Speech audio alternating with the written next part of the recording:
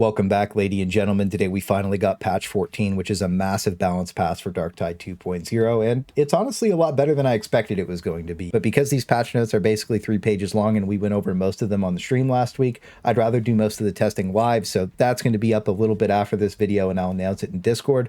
But just making this, I found a ton of really broken gimmicks, so I'll cover some of those and what I think are the most important buffs and nerfs. But before we get started, I want to thank you all again for the love and generosity.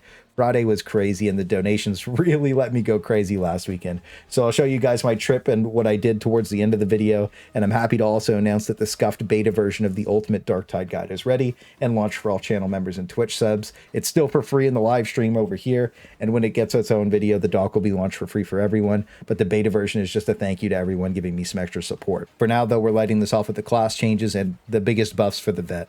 Volley Fire, or Executioner Stance, whatever you want to call it, was struggling a bit last patch when it didn't recharge while it was up, but now Elite Kills help reset it while it's active so it feels like it used to, and it lets you chain it together a lot easier, making all of your weapons way more consistent. And with the Counterfire talent adding Scab Stalkers as targets, every vet build using it just got a massive power spike to every ranged weapon you bring to the table.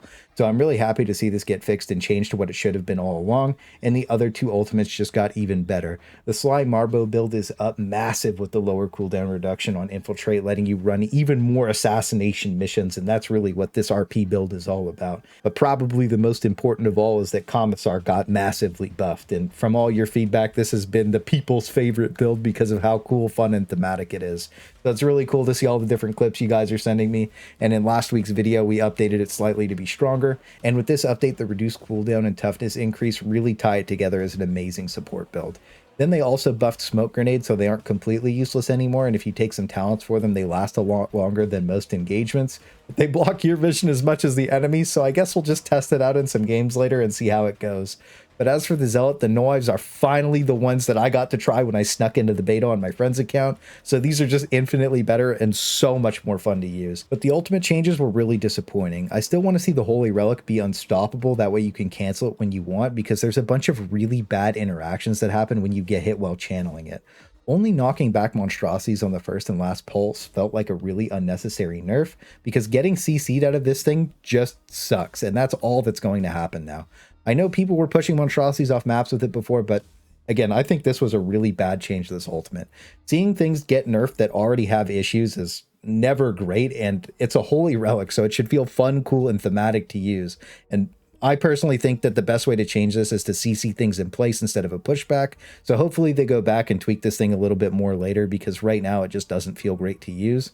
But moving on, even though Shroud Field got nerfed, you can still deal a ton of damage with it, and I think it's still a really fun, cool ability to be a sneaky boy with. But Ogryn got even less sneaky, so we'll start with the buff to the fluidity of our big friendly rock. Games are just going to be a lot smoother, and whipping this bad boy out just feels better overall, and lobbing it into a mutant is just as satisfying as before. And I would have been happy with just that change, but it just keeps getting better with the nuke getting stronger versus all the big boys. I really do feel bad for Reapers that are even in render distance of this thing, because they just don't exist anymore.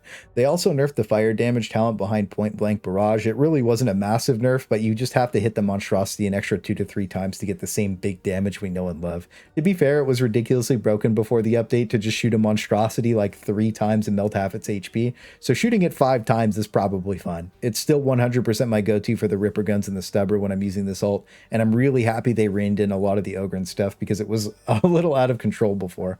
All the different changes combined with the Blanket Bleed nerf actually feel pretty good, and seeing it get balanced without killing the character is all I really could have asked for.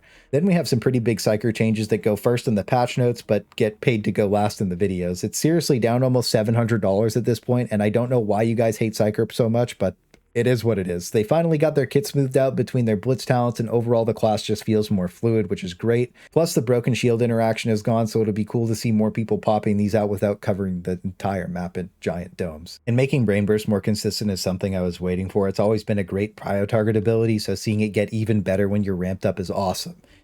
Unfortunately, Smite is kind of the opposite of that. With its nerf, it just doesn't feel good to cast at all anymore, and I really wanted to see this reworked into a single target nuke like they originally planned it to be. Having it kind of just switch places with the Surge Staff feels really weird, so I don't really know how I feel about Smite right now. It's not an ability I really take at all, because I just don't have fun using it, and it feels even worse when you compare it to his sales. That after quickly just playing around in the training room, I felt like the overall damage is pretty okay now, but like I said in last week's video, it's the recharge rate on this thing that's broken. And there's a lot of really ridiculous interactions with overpowered souls that I've been testing out, and I think this is probably the main problem with the Psyker tree.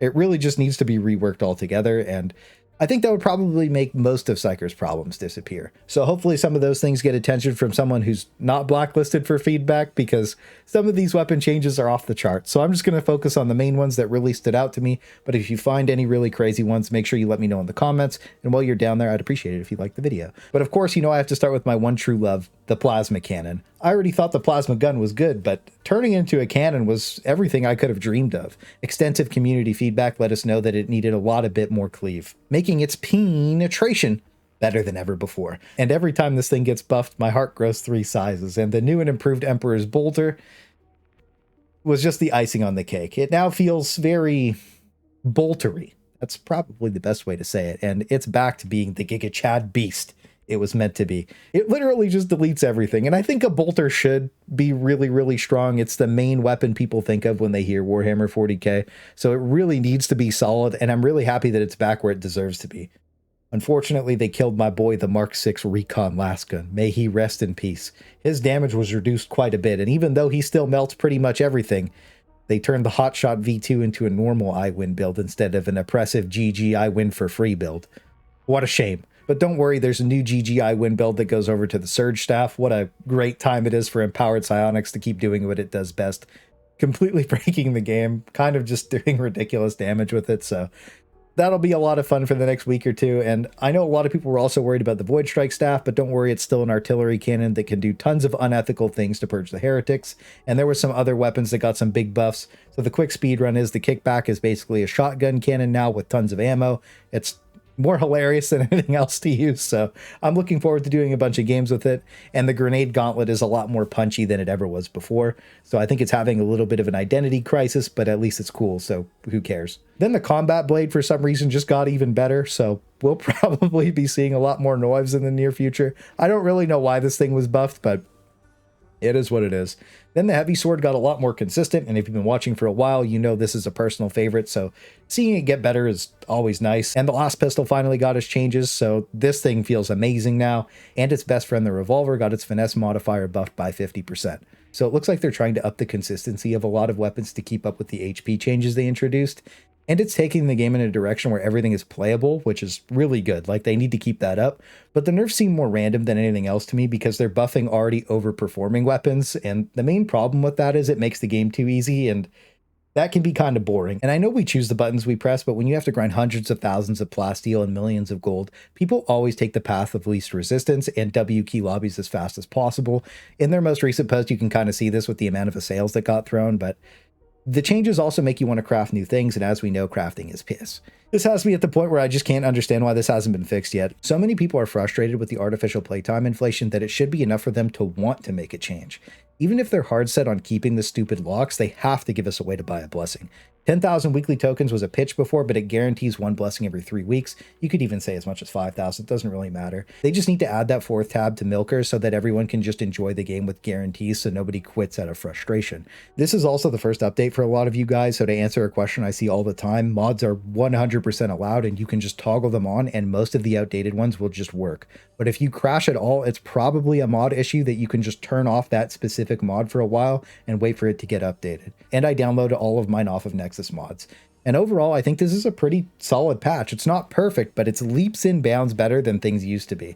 So I'll do my thoughts and opinions video with tier list updates in a week like usual. But one last thing I would have liked to have seen is a double resources for like some sort of Halloween event, just to hype the patch up and celebrate a really cool time of year. But I know some people just don't really care about Halloween, but I do. I love Halloween, and that's what my last weekend was all about. So I went down to Toronto, and thanks to a lot of you on the last live stream that just wanted to buy me a beer, we started the weekend off at a pub called Stormcrow Manor, where I got a little bit too tipsy. It's a nerd bar, and it was my first time going, but it was insanely cool. And when I had to go to the washroom, it's basically you have to go down this weird, like, creepy steps into a basement, and it's just a dungeon-style bathroom with Imperial Guard propaganda all over the walls. So it was pretty sick, and the food was surprisingly good, too. The entire menu is, like, a bunch of, like, themed names, and it was just overall, like, just fun. So, not sponsored, but their link is the first one down in the description if you just wanted to check it out, because it's really cool just to like scroll through and see everything that they have. So later on that night, we ended up going to Castle Loma, which is literally a giant castle, and they have a haunted house every single year. It really hasn't changed that much, but it's still really cool. And the bar after you finish the haunted house is pretty much the best part. But we also went to the new thing they did this year with the zombie apocalypse theme called Biolux, and they rented out an entire building to do it. This is me at the front desk checking out my Darktide shop before getting ganked by zombies IRL. And they had a bunch of QR codes scattered around that we were supposed to get. There was a total of 8, but we only found 6, and they all had like a really weird fun video of stuff they did for the event. Oh god. Ah, shit!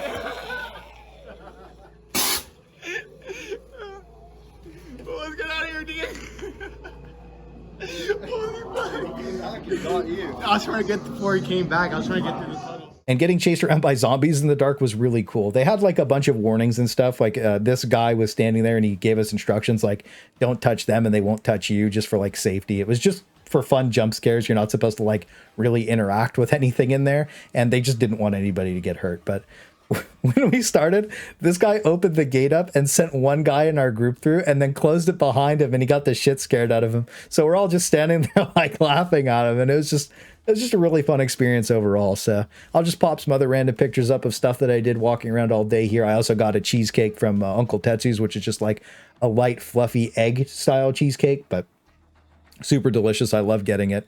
But I want to thank you guys again for all the kind words and generosity. It really means a lot to me, and I really just can't thank you enough. The amount of donations on the streams has been insane, and it really lets me just go all out and make the videos that I really want. So I genuinely appreciate it. And after this video goes up, I'll be streaming and testing out a lot of the new stuff for you guys. So I look forward to seeing you later, and I wish you the best of luck out there.